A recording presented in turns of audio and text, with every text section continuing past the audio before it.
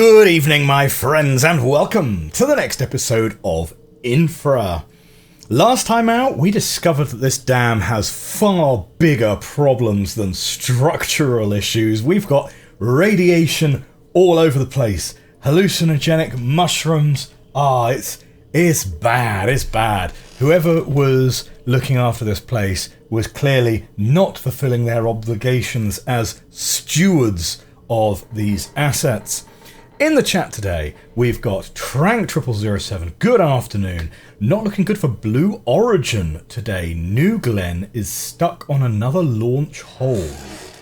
I didn't realise there was supposed to be a Blue Origin launch today. Interesting. Hang on, Blue Origin. That's the Amazon rocket, right? Platinum Caterpillar, Platcat, greetings to you too. Gage Blackwood, hello, and Blue Pinecone, good evening to you. We are on the hunt for another fuse, and we're hoping to find one just over here. Okay, now hang on a second. I've got to try and get my... There we go. Right, I just need to move my... window down slightly. Okay. Are we ready? Are we ready? Okay, here we go. Oh, yeah, this is definitely a flashlight situation. Whoop. Oh, and no. This could take a while. Settle in. Now. Could take a while. Settle in. Actually, do you know what? I think my camera's been gradually falling backwards. You know, let's see if I can just adjust that slightly. Hang on a second. That's a little better, isn't it? That's a little better. Okay.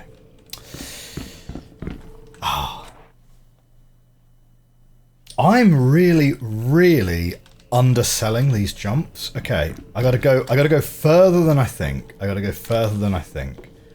First person platforming, huh? Further than you think? That actually worked.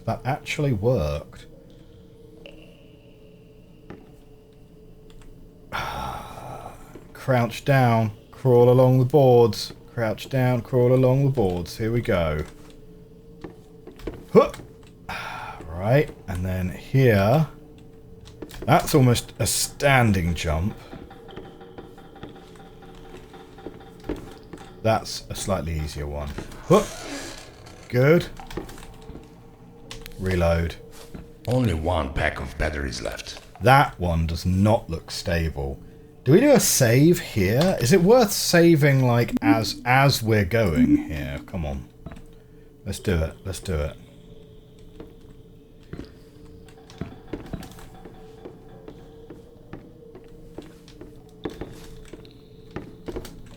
Oh, we're just about doing it.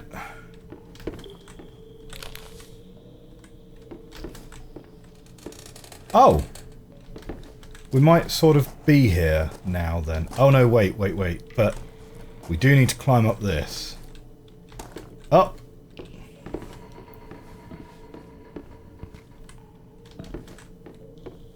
And down we come. Anything over here at all?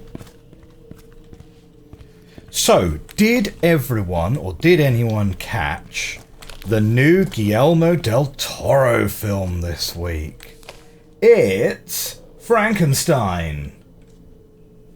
I probably can't name the platform it's been released on. Not on an Amazon-owned platform.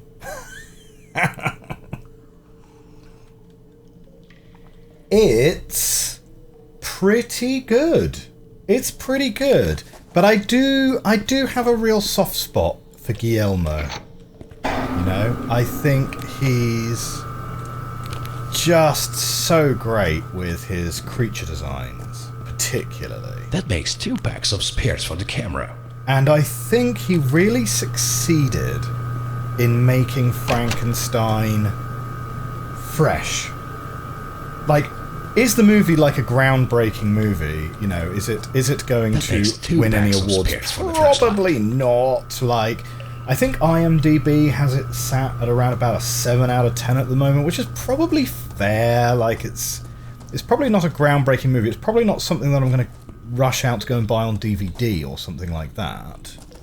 But I think it succeeded with its hardest challenge, which was to make Frankenstein feel fresh and new again, rather than it being the same old story that we've seen dozens of times before. So I would give it a recommend. Huh. What do you reckon that is, huh? Hey. Hey. I need you to bring me some dynamite from the tunnel excavation site. Don't ask why. Hartman didn't tell me either. He seems to be on the right track about Zanderberg's whereabouts, though. So let's just do what he says. After you bring me the dynamite, Hartman wants you to get back to spying on Max Kohler. He might know where Jeff Walter is. Sooner or later, he will meet up with Walter. Don't worry. We'll be able to something pay you more when everything is done. Eric Kleinman. Yes. I too like to sign my full name when I'm writing casual notes discussing minor crime. Absolutely plant. Fascinating. If this is evidence of anything, it's evidence that Eric Kleinman is the fall guy. He's being set up. He's being set up. Justice for Eric. That's what I say.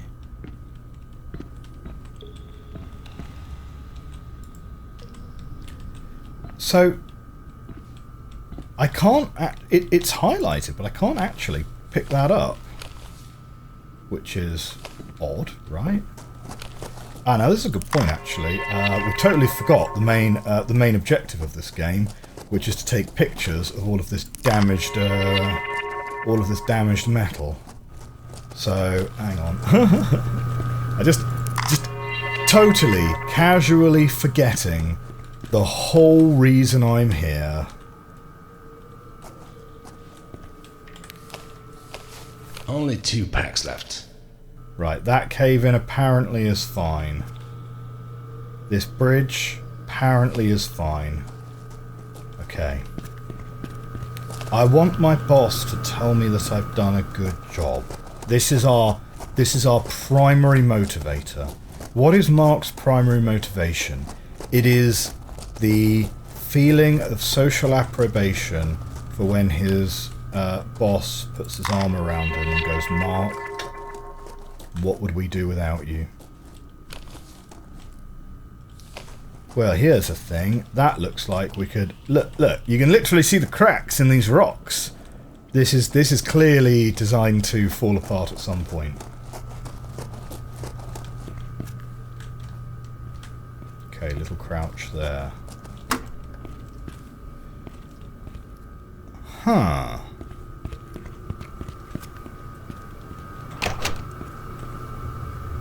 Ah. Right, we've turned the power on and that's what's opened these doors. Okay. But this one is a big old no. So we need to get these rocks blown up.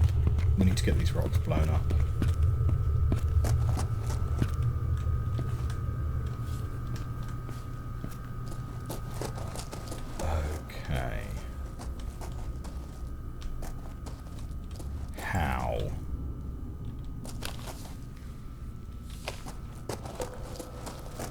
How?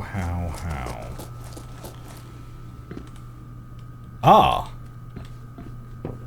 Yes. Let's put a bit of dynamite in there. That'd be good. Do you reckon I could put the other stick of dynamite in some of the other rocks? What happens if I go and stick this one over here? It's probably incredibly unethical, but... no. Surprise dynamite! No, it looks like this one is genuinely intended to just be a spare. Okay, here we go. Pop you down. Yeah, just throw you on the floor. Aha!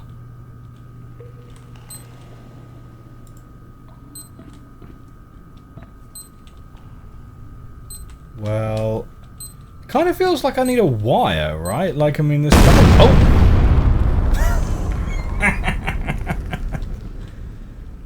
Right. Well, good thing I wasn't standing near that.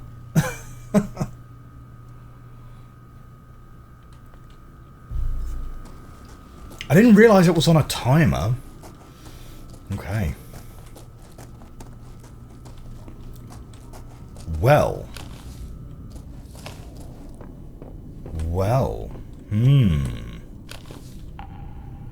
Nope, those barrels are fine. Those are load-bearing barrels, apparently. That stair is apparently also fine. That probably needs taking. That's not good. That's not good.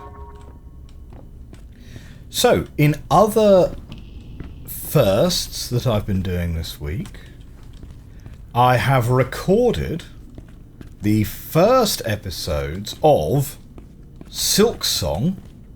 So yes, Ender Magnolia is going to be ending very soon. As is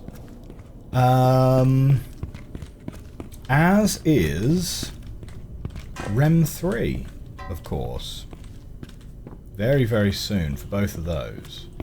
So this week I have recorded the first episode of Silk Song and the first episode of Strange Jigsaws, which is going to be in after Rem 3. Strange Jigsaws is a very, very recent release. I think it only came out in August, but it's a very we've gone the wrong way. It's a fun little puzzle game, you know. It reminds me a little bit of Linelith in a way, in that it's kind of, you know, it is very much a straightforward puzzle game, you know. And yeah, it's quite fun. There's a lot of variety, even though ostensibly it is literally all jigsaws. There is quite a lot of variety in what the game gets you to do. So yeah, I've been having good fun with that. And of course, Silk Song. So, Silk Song. I've played a little bit of that now. Not very much at all. I'm still really in the opening area. It's just like Hollow Knight, isn't it? If you like Hollow Knight, you're going to like Silk Song, and yeah, it's a very strong opening. I think we're going to enjoy Silk Song greatly. Do I have to jump that? Oof, that was definitely both my angles. Okay, maybe we need to put some boxes like here. Bonk.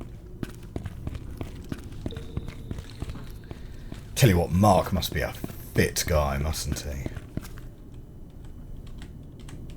Now, is that actually going to do anything? Well, for a start, I'm actually going to put these like nowhere near where they actually need to be. So more like there would be good. And can we find a third box? Is there a third box somewhere? That barrel looks like that's seen better days. Yep, someone been stealing company property, clearly. Running off with the wheelbarrows.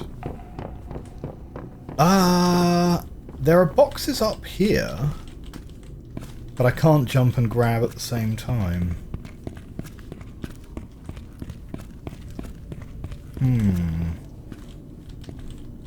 And those are not movable. Okay.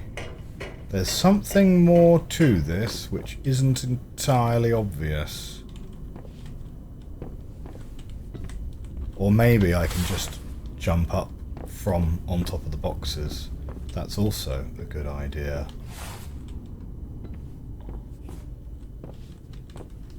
Okay, under the bar.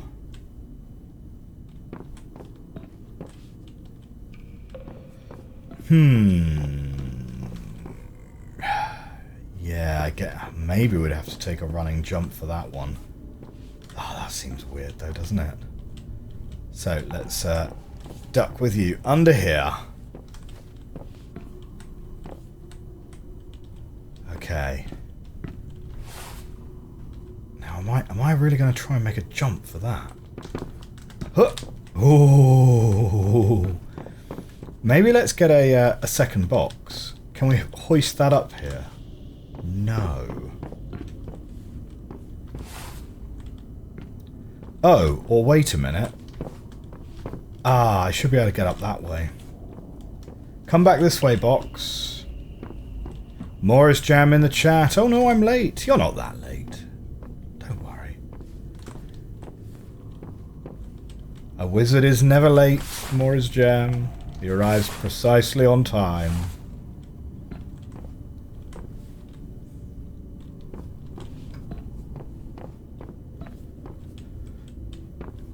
Okay, up we go here. Now, what are we hoping... Where are we hoping to get to from up here, do you think?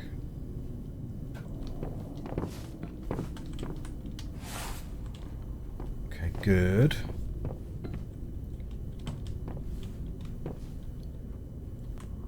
Hang on a minute. Do you reckon we are trying to get... Okay, yep, over that. Cool, good. So we can go along this catwalk here. Oh no. I'm pretty sure that's not meant to be like that. I'm pretty sure it's not. I'm not even a professional, and I'm pretty sure it's not meant to be like that either. Okay. Can we bring you out there? Huh. How am I going to get up there, though?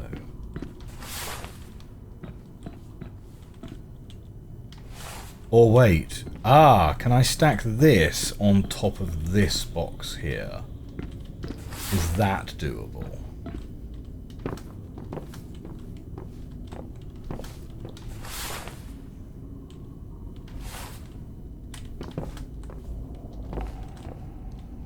Oh, yes! Yes, that'll work. Oh dear. These guys are... Mate, the amount of effort that must have gone into putting these planks up here. Careful now. It's like, just get some slightly larger planks to bridge the, the gap that you're trying to bridge to begin with. Oof. Okay, well I guess we better take a picture of that broken plank then, because now we're going to find it a real struggle to backtrack there.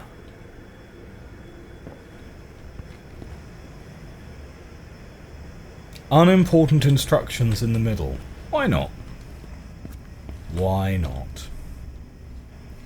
We got a first time chatter. Oh, uh-oh. Bam.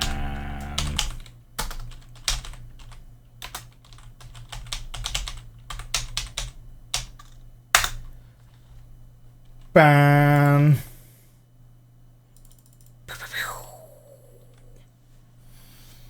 Okay.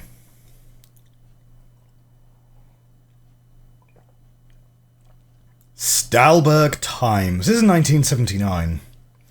Bergman Group begins work on the new freshwater tunnel. Europe's leading underground construction specialist starts boring work on the tunnel. Tunnel systems will provide the Stahlberg with fresh water and house multiple hydroelectric power plants. Completion is expected in 1983. Swiss-based Bergman Group has started the work on Stahlberg's new freshwater tunnel system. The new tunnel will run from Ilanka to a new waterworks plant under the city centre and will feed enough fresh water from Lake Stahlberg to fulfill all demand in Stahlberg city area. This new tunnel will fix all water-related problems in the city, says Eric Kleinemann, CEO of the Bergman Group. The new tunnel will also house several hydroelectric power plants built by Hammer Valley Hydro, a Stauberg-based hydroelectric company operating Hammer Valley and the Two Gorges Dam. Grenvar, the new tunnel is a mistake. The tunnel will cause multiple problems. The water level of Lake Stauberg will drop noticeably. The groundwater along the tunnel's path will be affected, which might have serious consequences, says Greenvar spokesman Daniela Golbis. Greenvar has opposed the tunnel project right from the beginning, instead proposing that Stauberg should build the new waterworks plant next to the Plough Wedge River to encourage something... Oh, citizens to use less water. Meanwhile, in the column over on the side, right, not worthy of the front page, there's a DC-10 crashed in Chicago, killing 273 people. American Airlines Flight 191 crashed during takeoff from O'Hare International Airport in Chicago, United States, leaving 273 dead and 6 injured, which is the deadliest aviation accident in United States history. No European casualties have been reported so far. Okay.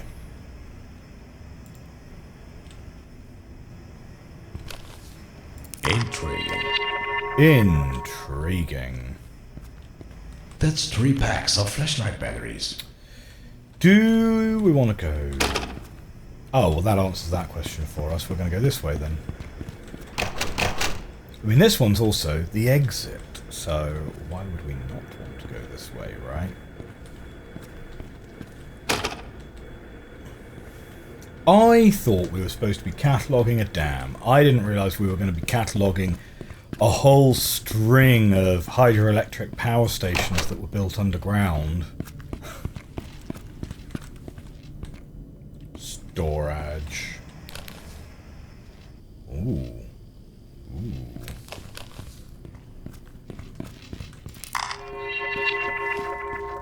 Oh, he didn't say anything. Okay. Well, I got the sound. The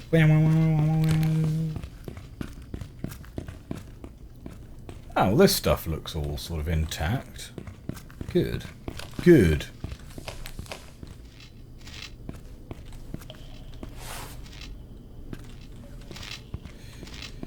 Now, you, I don't think are supposed to be sparking like that, so that's fine.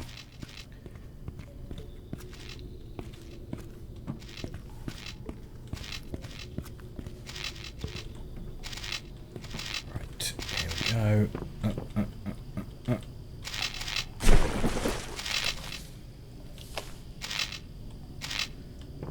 And let's grab this other one here.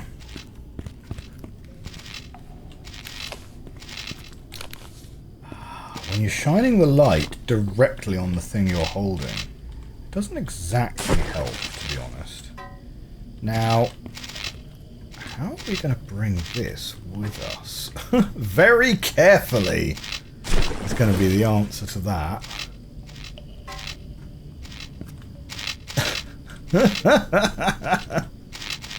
Oh.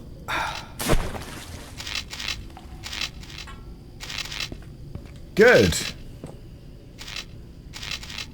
Oh no. Right, okay, that's where this is going. So that's fine. We don't have to carry it too much longer. Can I get the one which is further away?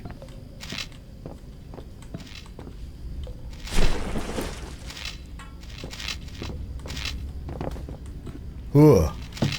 Okay, good. One fuse down. Oh, excellent. Good. We can turn the power off. That's pretty handy. Although, the fact that there are boxes here tells me that there's probably a powered door that we need to get into over here. Only 2 packs left.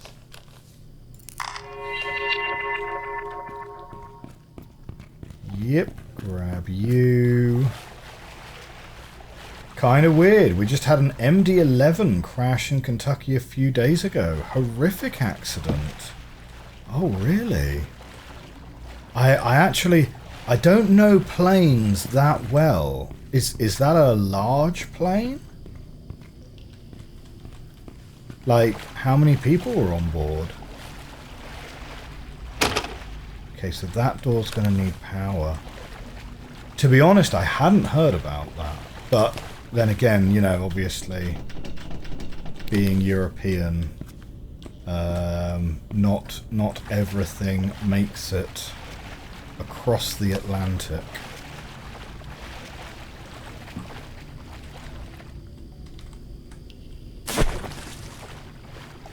Okay, so we've got an on-ramp there, and we have an off-ramp here.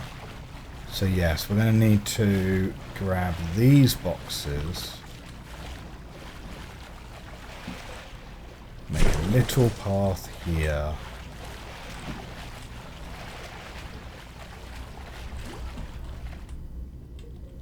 There we go. So that's going to get us there. Is that going to get us close enough to be able to get and open the door? It'll get us to be able to open the door, and then we can turn the power back off, I think, is the best way to do that, probably. Let's give it a go anyway. Save it first. Bing, bing. I definitely give the game a lot of credit about the fact that it is very quick and easy to save, right? Just put up your phone, ba-ding, ba-ding, done. No huge kind of, no complicated save slot system or anything like that. Okay, good. So, that is now open.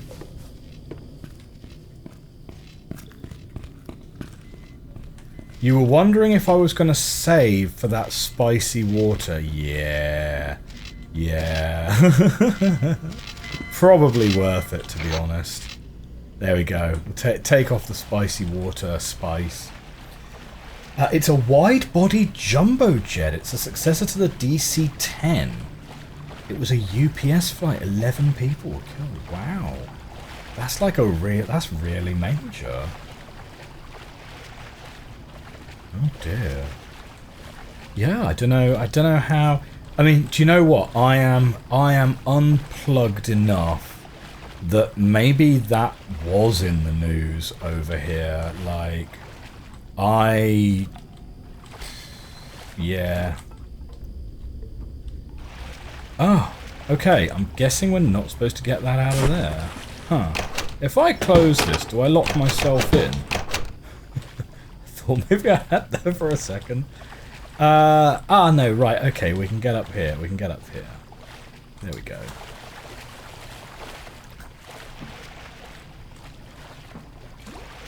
Yeah, I mean, to be honest, yeah, sometimes I am just a little bit oblivious to the news because it's all because everything is very algorithmically defined nowadays. Like, I don't sit and watch the 6 o'clock news. Let's put it that way, right? I get my news broadly algorithmically nowadays, as many people do, from things like Reddit and TikTok and so forth. So, yeah, so sometimes you do just kind of miss things because the algorithm assumes it's not a topic for you, I suppose. There's a missing bit of ceiling here. Prestonian 8444 in the chat. Probably won't be on here long, but it's great that you've turned up and said hello. That's 3 packs of flashlight batteries. Hello to you. It looks like a Boeing plane.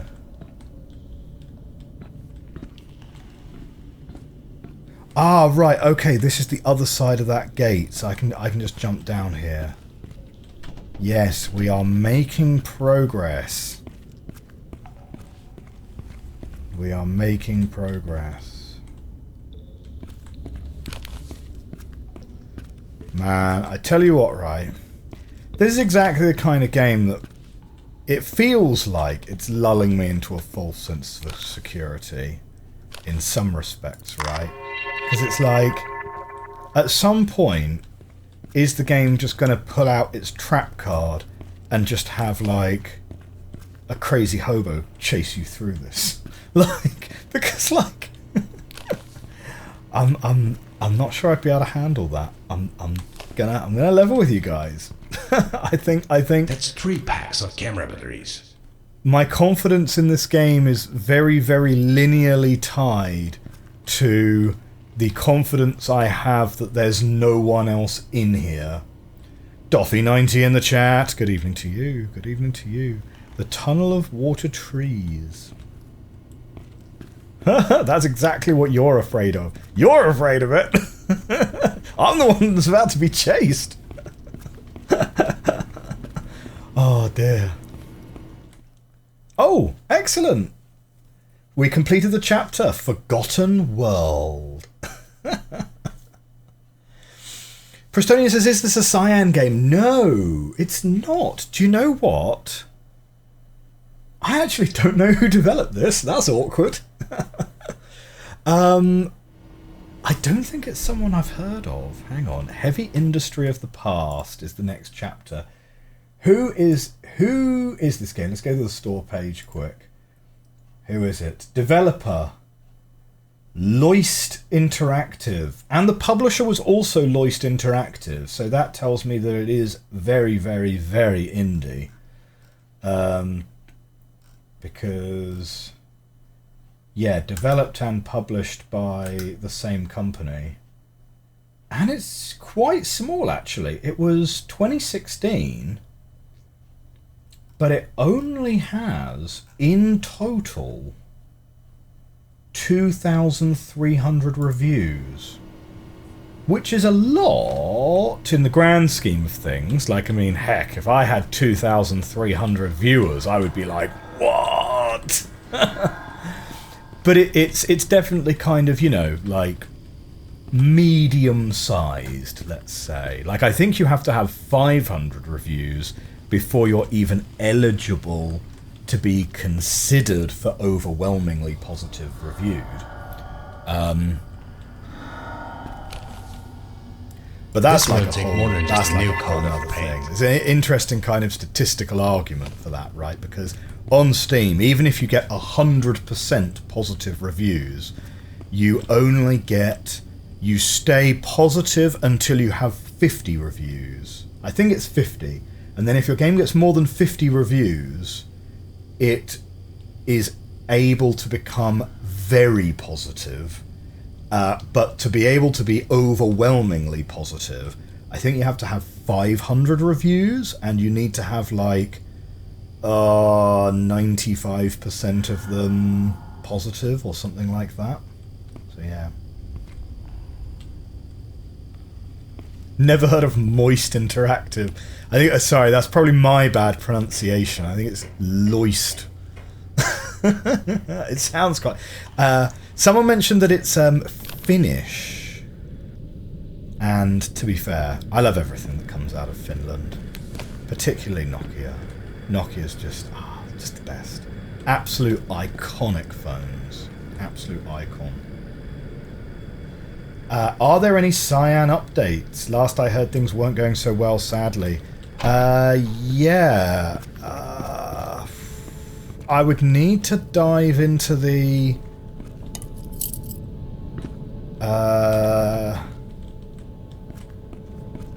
yeah, I'm not sure. I do frequent the Reddit, but I don't go onto their... They generally tend to do news often in their own forums, like their State of the Unions and stuff.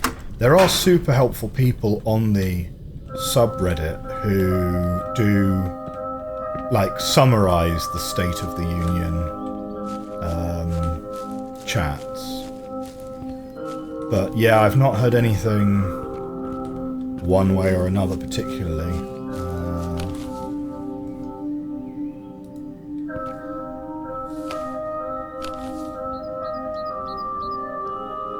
Broken windows? No?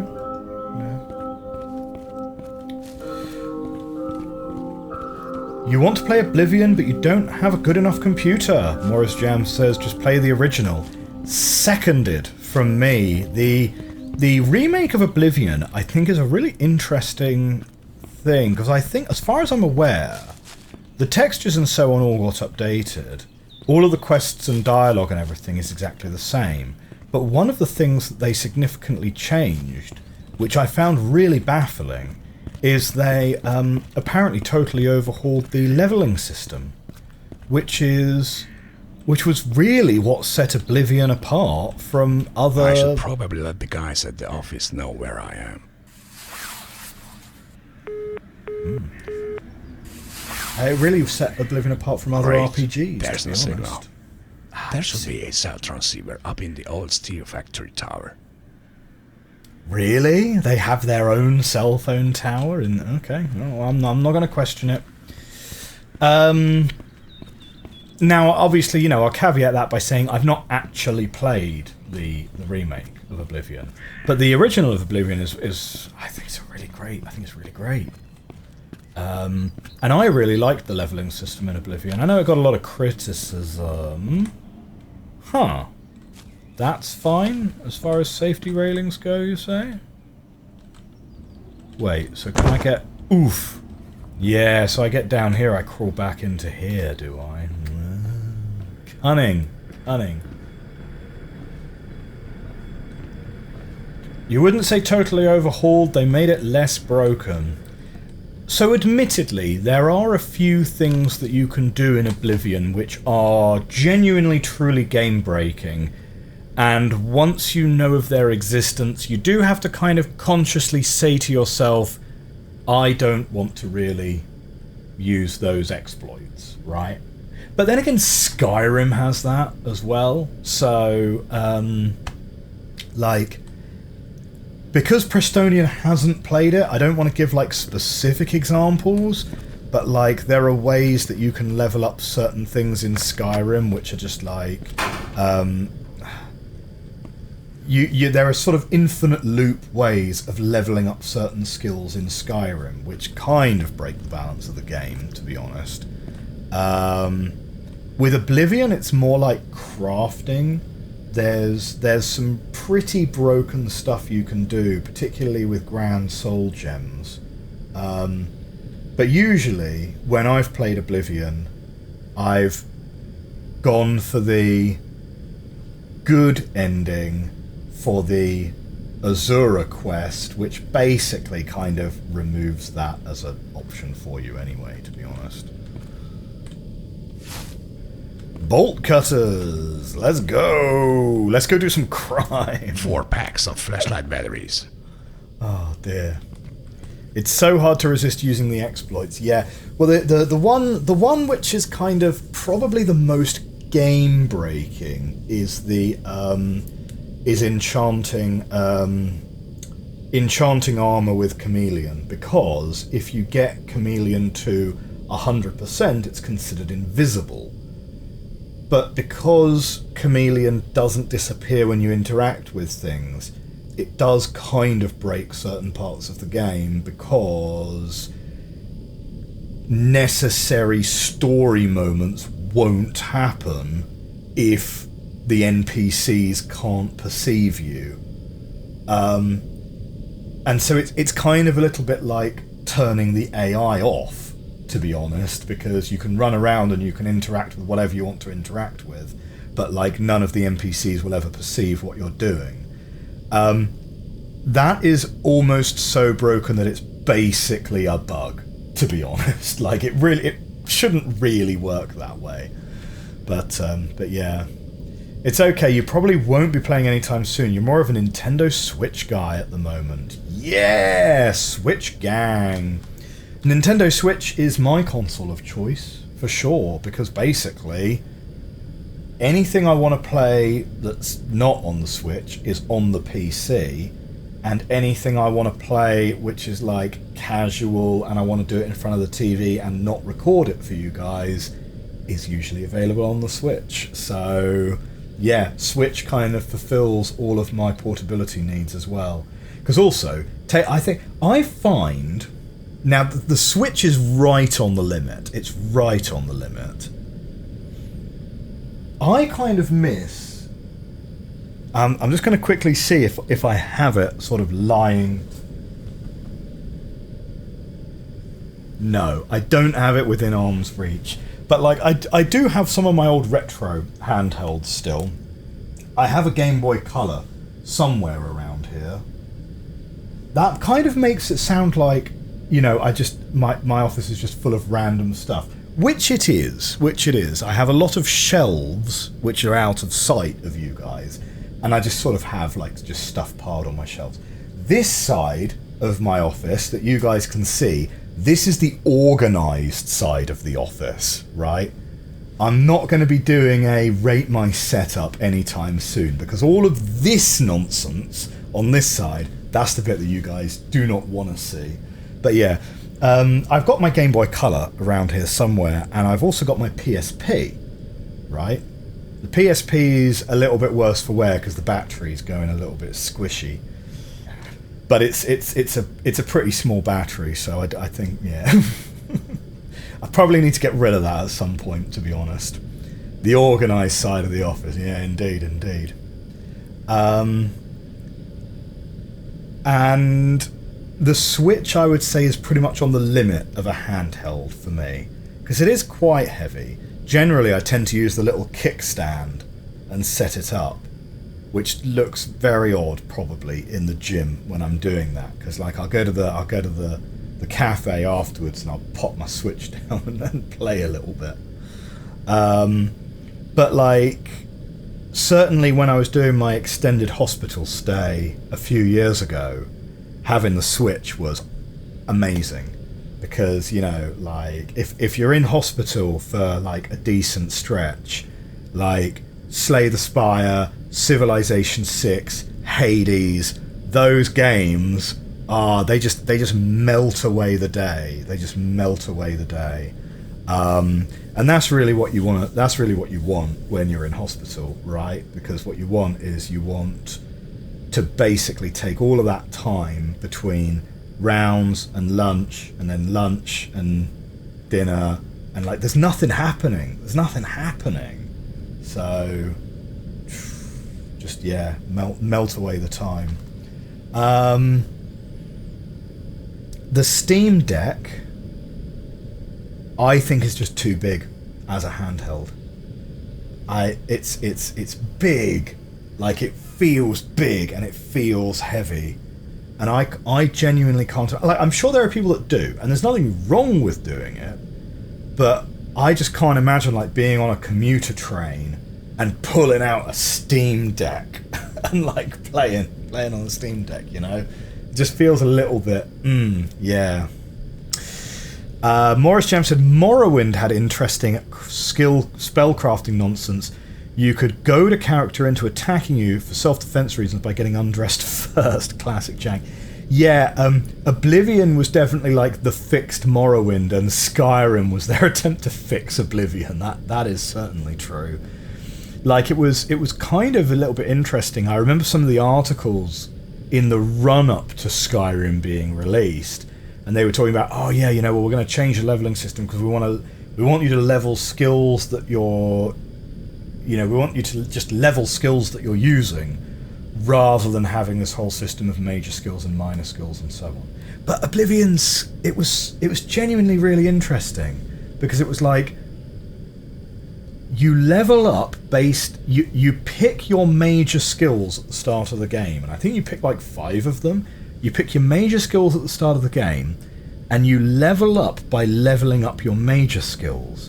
But how much your skill points increase when you level determines how many levels in minor skills you got during that level.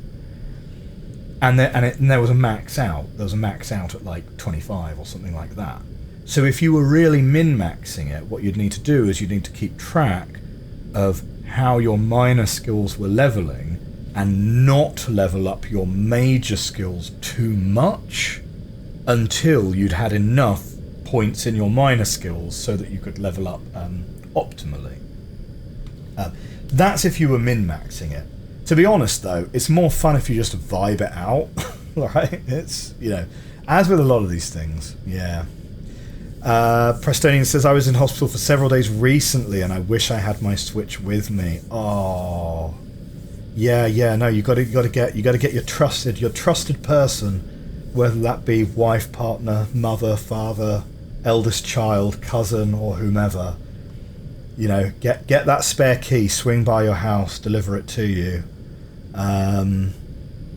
Yeah, it's rough. Being in hospital's rough. It's a rough old time. So whatever you can do to make the stay more enjoyable, for sure. Stahlberg Steel collapsed. Stahlberg's flag carrier flies for bankruptcy. Without any advance notice, leaves thousands unemployed. Stahlberg Steel LLC has collapsed yesterday evening without earlier profit warning or other notice. The company, which has been the Capital Region flag carrier for decades, filed for bankruptcy after huge strikes orchestrated by Metal Workers Union. MWU started the strikes on Monday morning after 2 weeks' worth of fruitless negotiations. Stahlberg City Council had an emergency meeting late yesterday evening where they discussed how the Capital Region will survive this loss of tax income with already high unemployment numbers. Another meeting is scheduled to start today at 11 a.m. The situation isn't as bad as it seems, and I assure you we can manage to work this out, says Stahlberg Mayor Adolf Altmaier. We also have the Metal Workers Union being blamed. Stahlberg Steel hasn't given any official statement about the closure, but employers' federations already blame Metal Workers Union for the bankruptcy. Metal Workers Union had no real sense of direction with their demands. They had already caused multitude... Ah, right, oh, the dash indicates that this is a quotation. Okay. Metal Workers Union had no real sense of direction with their demands. They had already caused multitude of problems with their constant harassing, so it was just a matter of time when something really bad happens, an employer spokesman George Lives on TV1 interview yesterday evening. Metal Workers Union said they won't comment on the matter until the bankruptcy has either been cancelled or probated. There we go. Dobby90, blame the workers. SMH. Well, here's the thing. It's not so much that the employers' federations blame the union. Of course they will. It's part of their job, right?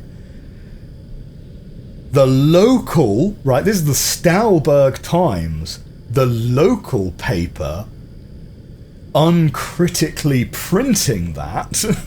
I mean, I suppose they're not taking an editorial point of view, they're just reporting on what was said, right? But the local paper uncritically reporting that that's the wild step. Oof. There we go, should we take a picture of the broken computer? Okay, right, we've got bolt cutters, so let's go break in somewhere. I guess we're breaking upstairs, don't we?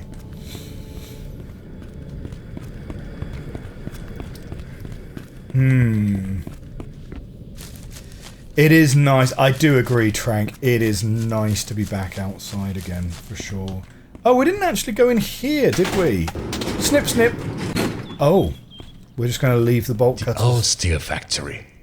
This place is abandoned, so I don't need to take any pictures here. Oh, yeah. Fine. I thought we were going to use the bolt cutters on the there was a caged door upstairs, but yeah, okay, fine. No pictures necessary.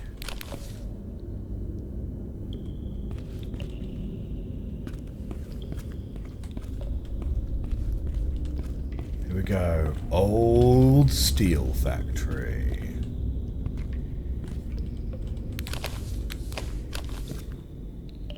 We can still pull the camera up. I'm going to assume that he's going to explicitly state, and now we're leaving the steel factory, so better get my camera ready. Because, like, is it going to be obvious when we're out of the steel factory? Like, I'm not sure I could recognize a steel factory from a watermill, to be honest. Like, that's a level of technical expertise that I do not have off the top of my head. Okay, so we've got more stairs up here. Yeah, all of the previous locations weren't abandoned, says Prestonian. Yeah, apparently not. Oh. This planned obsolescence is getting out of hand with one-time use bolt cutters, says Morris Jam. Yep, well, you know what they say, buy cheap, buy twice, right? Buy cheap, buy twice.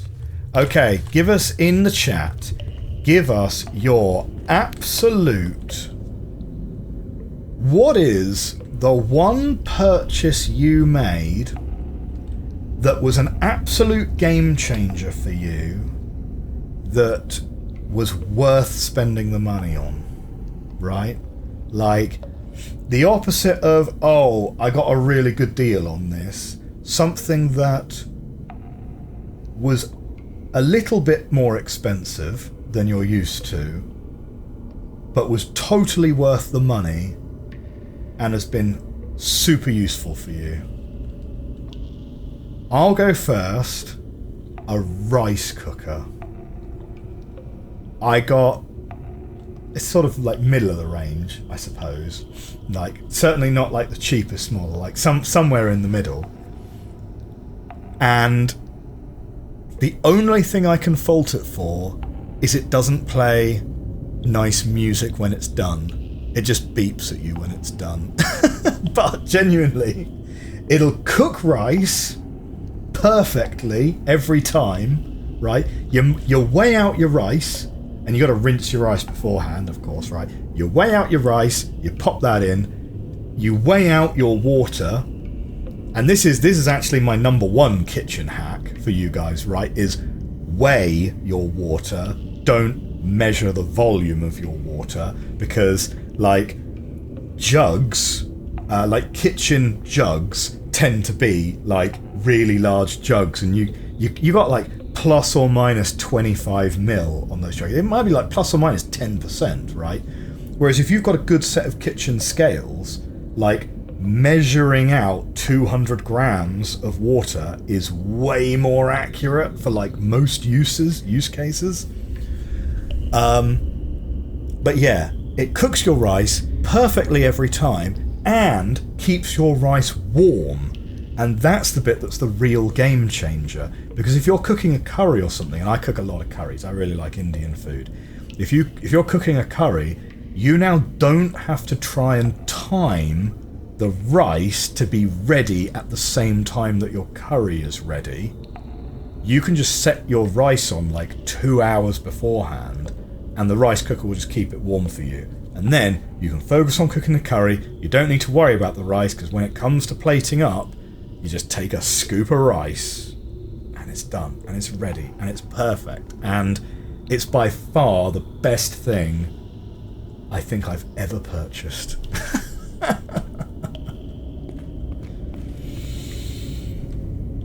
Prestonian says, my most recent coup rig was kinda cheap, but is still a good chunk of change. Worth it to be able to make cups of coffee quickly and easily at home. Do you know what? I don't know what a coup rig is. So, from context, like, it's a coffee pot of some kind, right?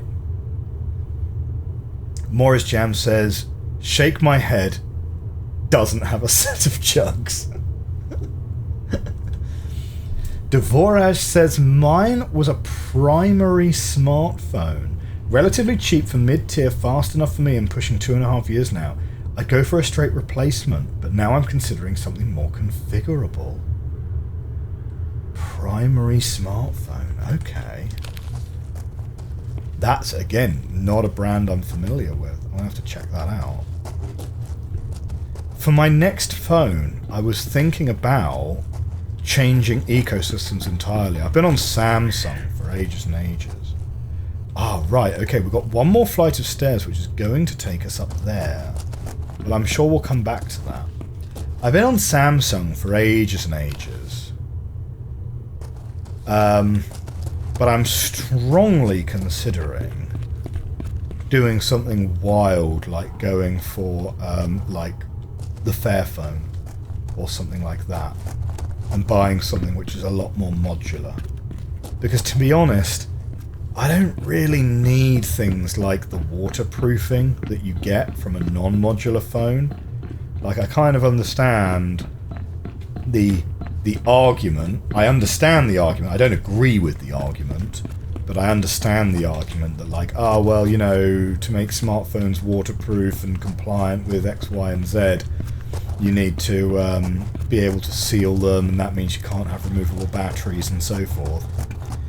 And there is also an argument that, like, batteries are nowadays reliable enough that the battery actually lasts longer than the phone does most of the time.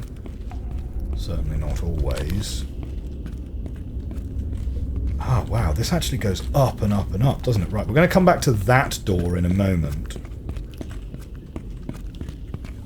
Ah, no, just batteries. I have 5 packs of flashlight batteries now. Oh, that's a bit too much flashing for me.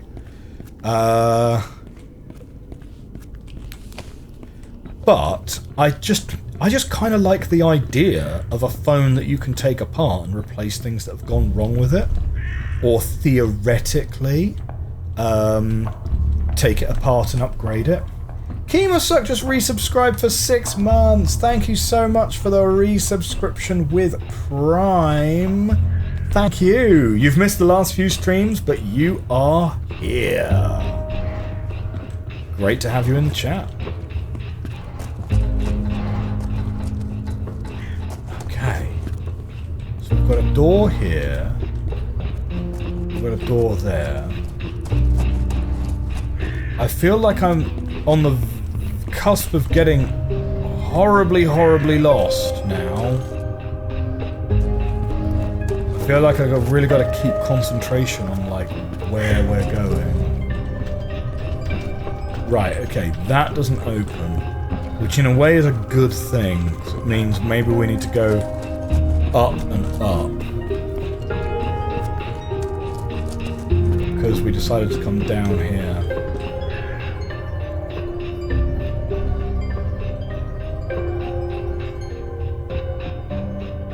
Not primary. Prestonian says, yes, a Keurig is a coffee maker that you can just purchase what's called K-cups for, i.e. Starbucks, Dunkin' flavors, just stick them in the machine and press a button. Oh, okay. So it's a little bit like a Nespresso machine, but it also does, like, regular coffee. Like, it doesn't just do Nespresso pods, I guess.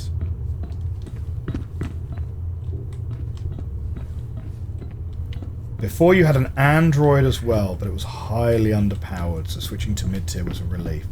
I'm actually strongly considering... This is going to sound wild. This is going to make me sound like I'm a Luddite, but I'm actually strongly considering dropping my smartphone entirely. Because I've kind of come to a realization that I never really call or text anyone anymore. I mean, I suppose it's not strictly speaking true because for, like, different various MFA use cases, companies will try and text me, you know. But yeah, I never really SMS anyone, and so I'm coming more and more around to the notion of, like, would it just make more sense to have a tablet and just ditch the smartphone entirely? Like, maybe take a dumb phone for the SMSs and the and for, like, when I leave the house and whatever, like an emergency phone. Like, admittedly, part of this notion is being powered by the fact... I realise this is where we came from. I'm double-checking that we've not missed anything.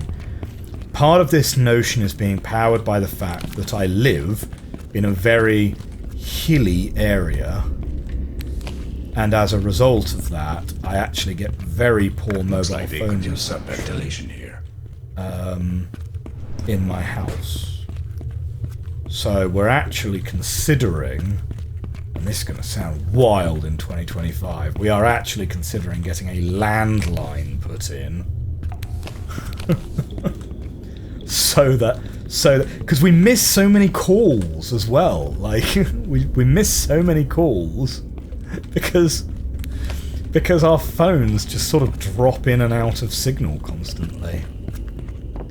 So, we've kind of gone from having a big possibility space to me now being like, I think we've actually missed something then.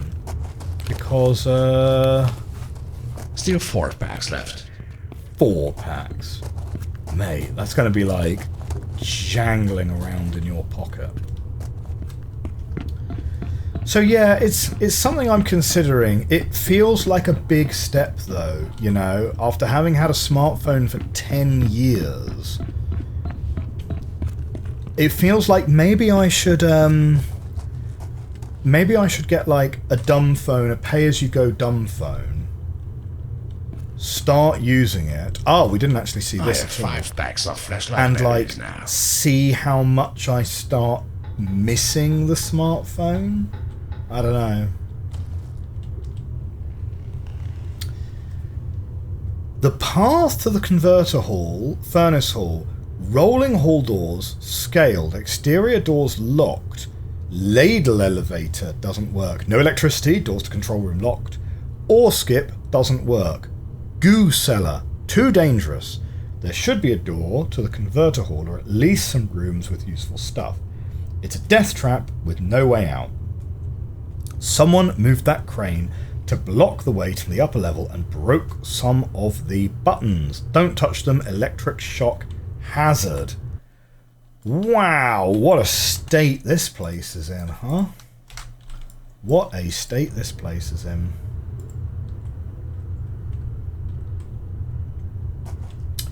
Keemsuck says, I can't believe how cold it's got here already this winter. Am I familiar with the stereotypical US coffee maker? Yes. Like the filter, you have the filter paper in the top and you put the ground coffee in the top and then it drips through and then you have a large jug that you make coffee out of, yes. Those are reasonably common in the UK in offices, particularly.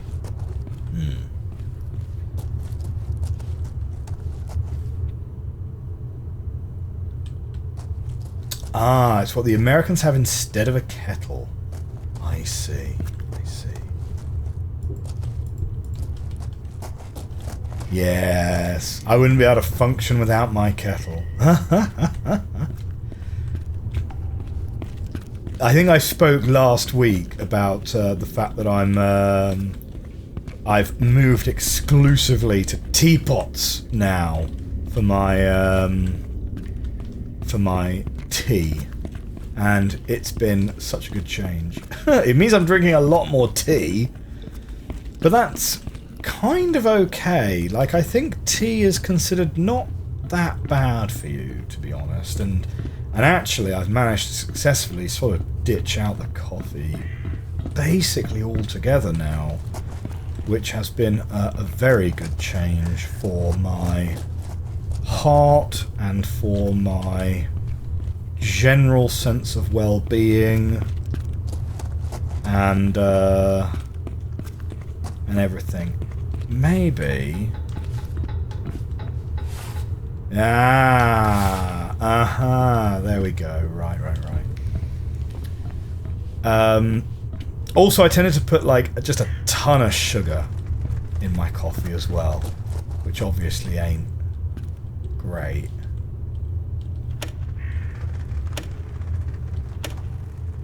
Up! Okay. But, yeah. The nice thing about a smartphone is you can filter callers and automatically look them up in various databases. Comes in handy when you're popular among scammers. Ha! German phones are handy, says Morris Jam. Indeed, indeed. How handy. Oh dear. Now, I'm about to accidentally reveal exactly how old I am. But does anyone remember Weeble and Bob? Weeble and Bob was like peak millennial humour back in 2003, I guess, would be Weeble and Bob. It's about 2003. It's like, handy cannon. How handy. Oh. You'd feel safer climbing over that pile of pipes than hoisting it with a long crane and walking under. I think I'm inclined to agree with you, to be honest. What? Hang on. What is... Surely this isn't climb up here. But that path leads nowhere, and that path leads nowhere. So... Why path?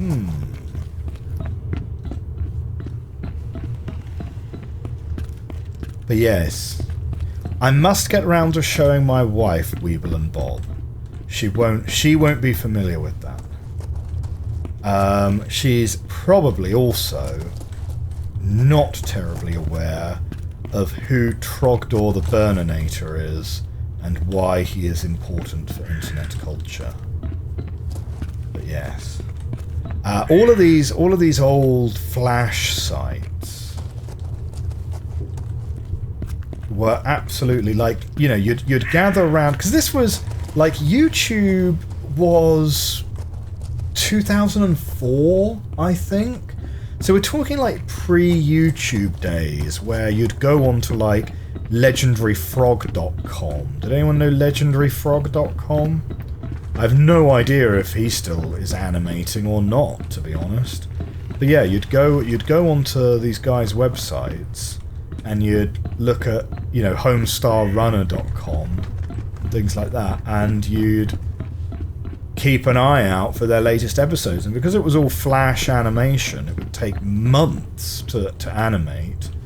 You'd get like one episode of... well, Weeble and Bob was fairly frequent, but like Legendary Frog, you'd get like one episode a month, maybe, and it would be like a 2-minute animated Flash animation, and yeah.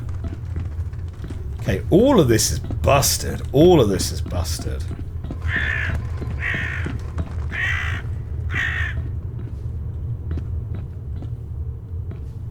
You wondered if that's why I keep referencing Riding the Shoe Puff.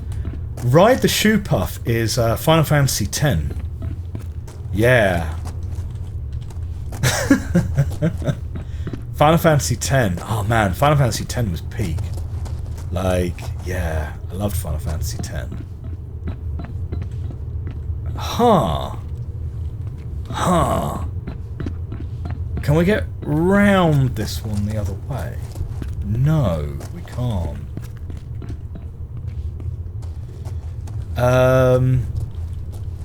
Oh. Yeah, okay, maybe the giant glowing panel. Maybe that'll help. Lovely. Now, something apparently is a shock hazard, but good thing we probably... See, we seem like the kind of guy that would have gloves, you know? Ugh! Do you know what? We're gonna save the game. Ready for another canon ending? Oof! Oh, that button wasn't electrified. Okay. Yeah, Trogdor burninates the peasants, burninates the countryside. Totally agree. YouTube was 2005. Yeah, so it was a weird time, because like Yeah, you'd gather inside. Like, I went to university in 2004, right? The first Christmas that I was at university was when Steam launched with Half-Life 2. And everyone thought that this wasn't going to take off, right? Because, like, what? What do you mean I need to... Like, I've bought the game, right? What do you mean I need to go and, like, install... You know, I need to download and install, like, a launcher for this game. Like, just let me play the game that I've bought. But, like, there was this big thing about, like... No, you need to install Steam to be able to launch this. And everyone thought that was really weird. And they didn't think that that was going to take off. They thought that would just, like, annoy everyone. But hey, what do you know? Half-Life 2, turns out it was a wildly successful game. And it launched Steam as a concept. So, fine. But I bought Half-Life 2, and I couldn't play it until Christmas. Because I was in halls, right? And it was pretty cool because, like, my year was the first year in my college that they had put network ports in the rooms. Bear in mind, this obviously all predates Wi-Fi, right? You had to physically connect your computer to the wall. My year was the first year to have internet in the rooms. The year before me, you had to go to the library if you needed to use the internet. Like, that's pretty wild. You have to go to the library to use the internet. So I'm really thankful I missed that. Do you know what? In my educational life, I was incredibly lucky. Incredibly lucky. Because I was the first year to have internet in the rooms, and 2 years after me was when they introduced top-up fees to UK universities, right? So the people 2 years after I went to university paid 3 times more than I paid. And your tuition fees were locked in when you went to university, right? So, like, so these guys 2 years under me, I was still at university when these guys 2 years under me were joining. And they were joining, paying every year what I would have to pay for the whole time that I was there, essentially. And of course, you know, I knew some of these guys, like, you know, they're my friends and whatever, right? Like, you know, because you're only really separated by a couple of years, you meet them and hang out and whatever. And it's like, oh, shoot, yeah, no, you guys got well unlucky with having to pay that. So yeah, I was really fortunate, like, late enough to have a lot of the modern conveniences that made studying just a lot, like, more pleasant, early enough to avoid some of the absolutely appalling fees that modern day students have to deal with.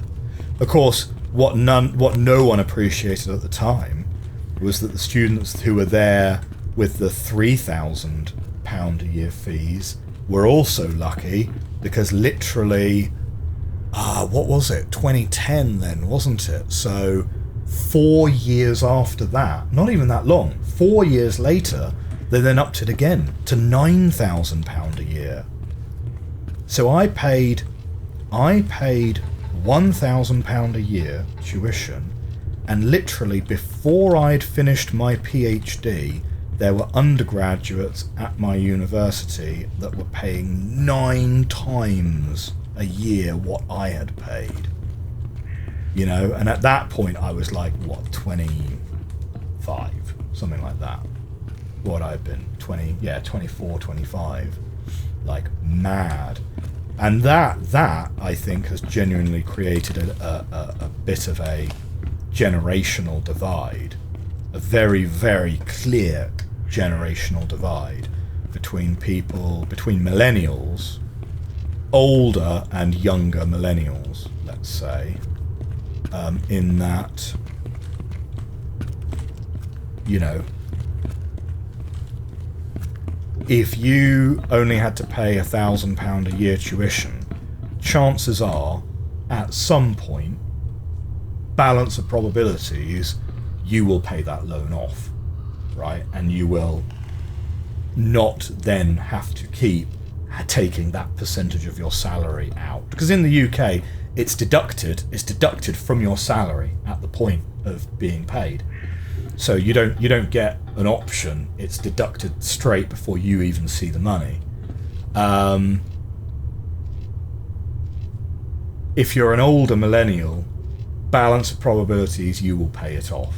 And then you will stop having that deduction at some point during your career. Maybe it's earlier, maybe it's later, but it probably will happen.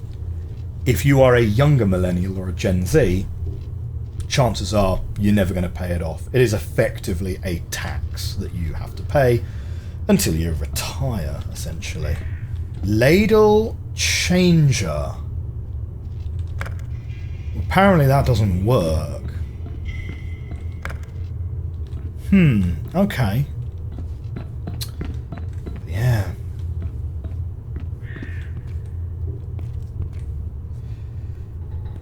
Dvorak says, if it arcs through the air, surely it won't arc through your finger. Well. It was exactly once that I went to an internet cafe. Nowadays you have free Wi-Fi in every other pub. Yes. I'm always a bit sketchy on what the security recommendation is for free, open Wi-Fi like that, to be honest.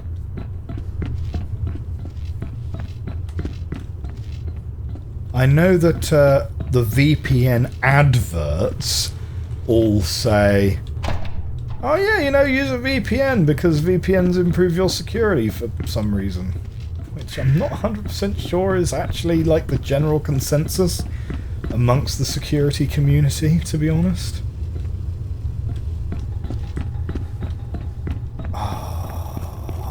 Yeah. Okay.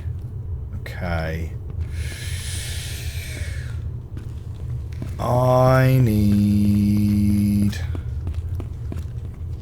some other path then. Right, so that leads down to the catwalk that goes back to there. Fine. This leads up this way. I guess it's maybe something to do with these. Can I get round these or crouch round these? Ah, you can. Does that do anything? Ah, yes, Chemus, like the Gabe Cube. Do you know what? The Valve frame I am kind of tentatively looking forward to. Like, maybe I'd give it a go. As I'm older, I tend to get a little bit more motion sickness, and so I don't know if it'll work for me very well or not, to be honest, but I am tempted to give it a go. I do think in general, Steam has been a force for good in the gaming community, right? Like, can you imagine what state the gaming community would be in if Steam and GOG didn't exist, right? If every platform... Because Valve is in a really interesting situation, because they are a private company. They have no shareholders. It kind of doesn't matter. As long as they don't go bankrupt, it kind of doesn't matter if they're profitable in any given year, as long as they have enough money in the bank to, like, run through their operations, as long as they have enough credit to be able to take out loans when they need it, they're not really, like, answerable to anyone except themselves. And Good Old Games, of course, has a very strong sort of mission statement, let's say. Of the two, Good Old Games is clearly the sort of more open, friendlier platform and so forth. But, particularly with regards to its games, its commitment to archival of older games. But yeah, like, imagine if all of those platforms were you know, equity-driven, like, strong profit-generating requirement platforms. Like, it would really... The industry would be in a very different place. I am not 100% sure what I'm missing here. I wonder if I'm missing a way to get into this room, to be honest. Or maybe I'm supposed to be stacking up boxes to get up there. Ah, maybe that's it. Maybe it is literally just as simple as that. Is it? Looks like it might not be, actually. Okay, maybe there's another box somewhere that I'm supposed to bring. Well, I'd kind of need another 2 boxes, wouldn't I?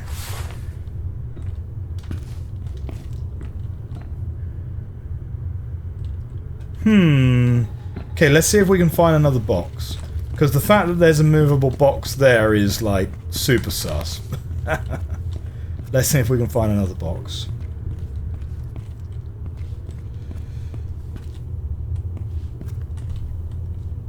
Your mum had a lineup of old computers at her classroom until she retired in 2014.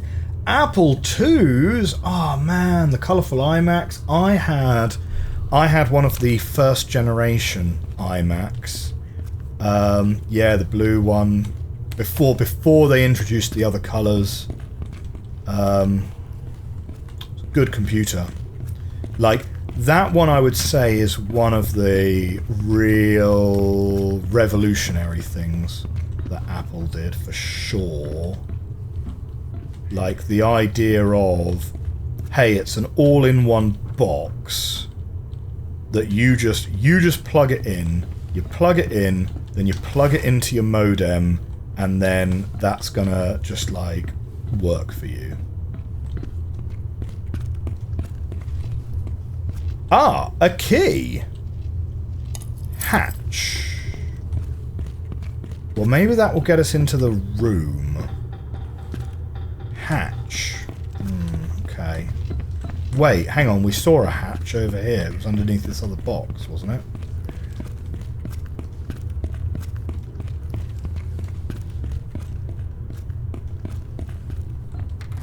There we go. Ah.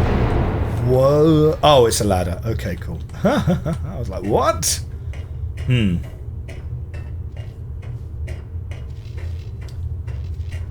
frame's compute unit is ARM. Right, so that'll be interesting. Before the spinning wheel of death, back in the hourglass. Incoming source engine ladder jank.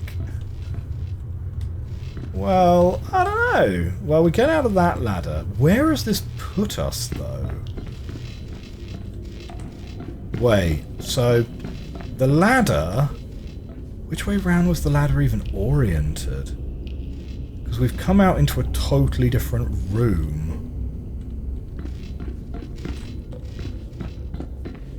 So yes, we have a ladder there. Which may take us into... Oh! Is that going to take us into the other... This is going to take us into the room that was locked. Will it? Ah, no! No, it doesn't! Oh, shoot. Okay. No, I don't want to go down. I've not finished exploring this walkway yet. Okay, let's go this way to the end. You're glad we don't have to take pictures here. I'd run out of batteries snapping pics of everything. Yeah, well, as we said, this place has been abandoned. Uniquely abandoned. Am I suggesting that VPN companies are overstating the benefits of their products? Well, let me put it this way. If you live in the UK, emergency grounding wire. Nice. if you live in the UK, you basically need a VPN nowadays because we have got some really strict government restrictions on websites in the UK now. Like, I don't know if you guys know this, but like, did you know that IMGR? Yeah, IMGR. I've never tried to say that out loud. IMGR, the image hosting website, the image hosting website of choice for Reddit, for example. Okay, what I want to do is I want to put one half of that grounding wire on there, and then touch the other half of the grounding wire on here. It stopped sparking now. Maybe I... Oh, there it is. Oh, I did it. I did it already. Okay, nice. Yeah, IMGR is totally blocked in the UK.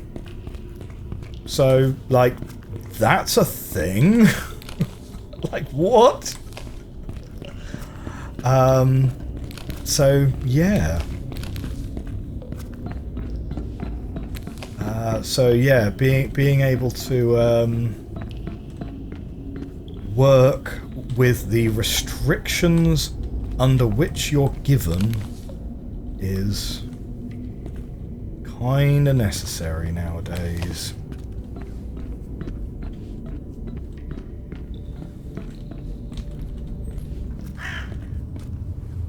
Oh shoot, we've ended up in yet another large room. Hang on, we've not been in this one at all either. Oh man, I was kind of expecting that to loop us back round at some point. I'm hoping there isn't going to be like a... I hope there's not going to be a test here.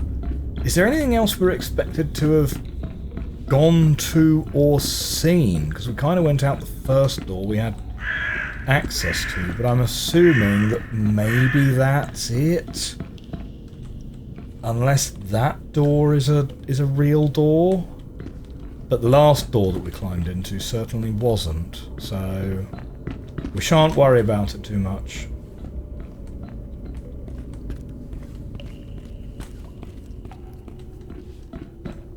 Spiper is in the chat. Good day to you. Good day to you.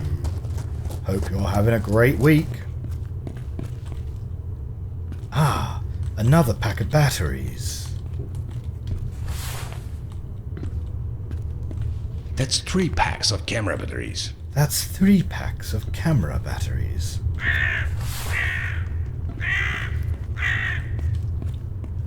So, what am I watching on TV at the moment? Well, I'm mixing up some highbrow and some, let's say, what's the word? Some snacks. Some veggies and some snacks. We're currently working through... I don't know if I mentioned this last week or not. We're currently working through I, Claudius, which is based on the Robert Graves novel of the history of the Roman Empire between... it starts 7 years after the war between Augustus Caesar and Mark Antony and ends at around the time of Nero taking over from Claudius. And that's 6 packs of flashlight batteries. It's so good. So good. Okay, we've got one of these. Ah, power. Power. Recorded announcement. Oh, hello. My comrades. Huh. First, they make our work much more hazardous, then make us work for longer hours, and then even crop our salary, and now they even deny our right to work. This is the last drop. We have had enough. No more worsening work conditions. No more exploiting poor workers. We are on strike. Strike! Strike! Strike! Okay, end of recording. Nice.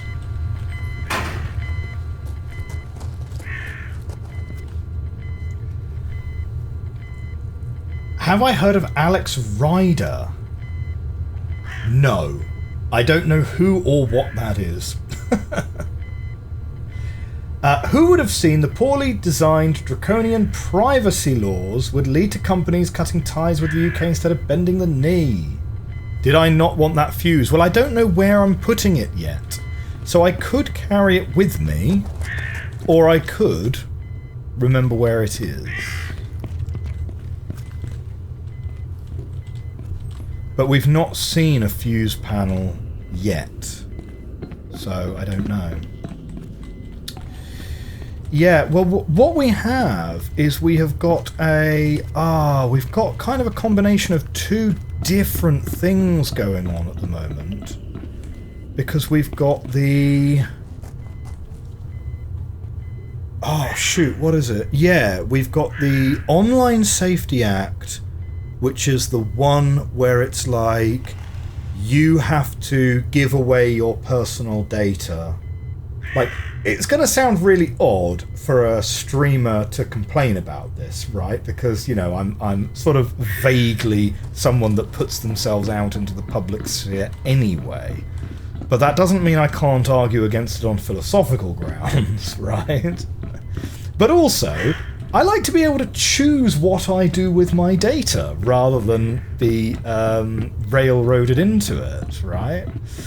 So, yeah, we've got the Online Safety Act, which is the one where you have to hand over your personal information to basically everyone, and there are no rules in place about what they're allowed to do with that data once they have it, and there are no rules in place about where that data needs to exist, the sovereignty of that data, etc., etc. So you really are banking on the pinky promise of third-party companies that you've never heard of who super duper swear that they will delete your personal information after they've verified it. But we know they don't all do that because some of them have already had data breaches. And these are companies that you fundamentally don't have a contract with, right? Because, like, if I'm contracting with a company, I have a contract with that company. If that company uses a third-party data service provider, that company has a contract with the other company, right? I don't have a contract with that company, so what am I going to do if they go and lose all my data? Like... So, yeah. The other thing that we've got coming is we've got this digital ID thing as well, which is like which is a totally different but very, very similar premise that everyone in the UK is going to have to sign up for a mandatory digital ID, and it's just so... it's just such a terrible idea that I don't even know where to start with it, right? But various, you know, privacy rights groups and so on have spoken out against it, and they have far more expertise on the topic than I do. But the one that really stuck in my mind is if you introduce a digital ID and then you attach access to services to that ID, then denying someone access to services, like, for example, you know, in the case of domestic abuse or things like that, is as simple as taking their phone away. And it's just like it's a bad idea. It's a bad idea. And yeah, it really needs scrapping, to be honest. Like, yeah. But that's just my opinion, and I'm not a legal expert, so nothing I say is financial advice. And all of the other allegedlys that you have to add when you talk about things like that. But yeah, as I say, it might sound a little bit weird for a streamer to say that they are concerned about like their digital footprint, but you know, it is what it is. I like to be able to choose what I am putting out there, rather than have it decided for me.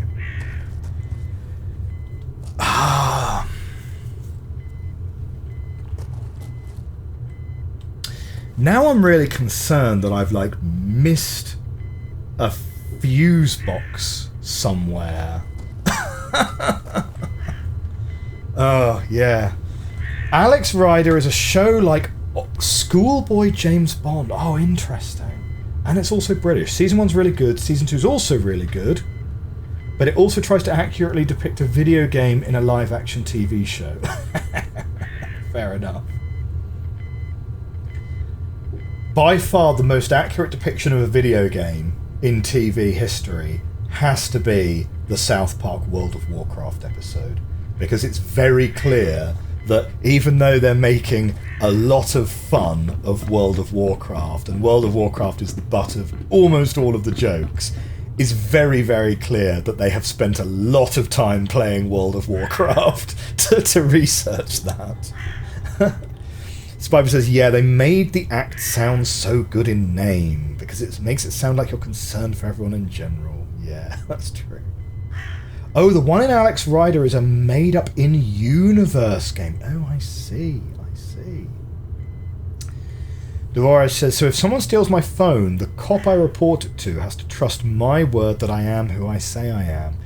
Yeah, well, I mean, it opens just all sorts of questions, like, well, what happens if you don't have a smartphone? How are you going to present your digital ID to anyone? You know? And there are a reasonable number of people that don't have smartphones in the UK. Like older people, for example. Like, the idea of an ID card, a national ID card, and this has been kicking about since the last Labour government, right? And you know what? It's so cynical, because the last Labour government got voted out in 2010, and they were talking about, like, back when Tony Blair was Prime Minister, they were trying to introduce national ID cards. And it's kind of like they dropped it 20 years ago, and then they've been waiting for like 15 years. They've been waiting to get back into power so they can reintroduce it as an idea. But now it's going to be digital. It's like, what? Did you guys not reflect on policy at all in the last 15 years whilst you weren't in power? Like, why? Why are we bringing this back up again? It was wildly unpopular at the time. It's still wildly unpopular now. But yeah, I mean, like, I could get behind the idea of a national identity card, right? Like a physical card, which uniquely identifies you. Although we already kind of have that with driver's licenses and passports and national insurance numbers, and you know, which is our equivalent of social security numbers and things. So, do we need another form of ID that also uniquely identifies us? Like, arguably not. But if it was a physical card, I could get behind it as an idea. The fact that it's digital, I think, just means it's a non-starter, to be honest, because it's just too easy to get that data hacked or lost or broken in some way, and then you're really stuck, isn't it?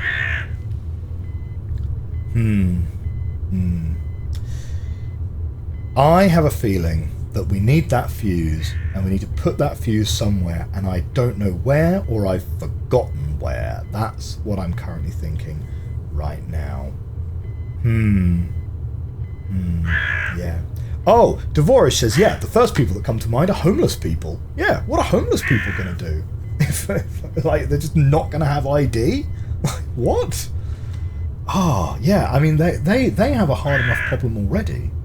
Now, we are making really good inroads into that, because very recently, very, very recently, a consortium of UK banks, now I shouldn't say consortium, that's the wrong word, but a working group of UK banks have all kind of agreed a set of principles to be able to offer people with no fixed address bank accounts for the first time. And this is something that actually I think it was HSBC pioneered this a couple of years ago, but now I think it's like Nationwide is definitely in there, HSBC, and like 2 or 3 others are going to sort of get together with this kind of principle of how they're going to sort out like bank accounts for homeless people, which is like, that's really great. That's a really, really important step on the ladder of not being lost in the system.